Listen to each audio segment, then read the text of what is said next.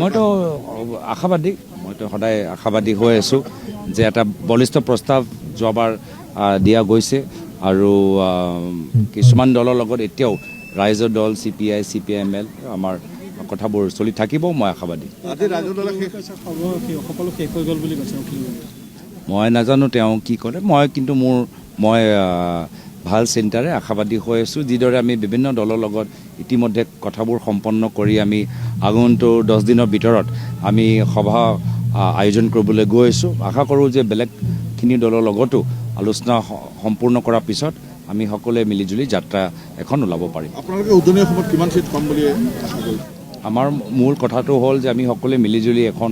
নতুন বৰ অসমৰ কল্পনা কৰিছোঁ যি অসমৰ ভিতৰত আমাৰ অসমৰ ৰাইজ জুবিনদাৰ কোৱাৰ দৰে নিৰ্ভয় স্পষ্টবাদী আৰু অসমীয়া জাতিক আগুৱাই লৈ যাব পাৰে যি অসম আমাৰ সকলোৰ হ'ব মাত্ৰ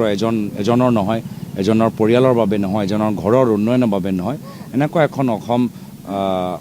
সৃষ্টি কৰা আমাৰ বাবে বেছি গুৰুত্বপূৰ্ণ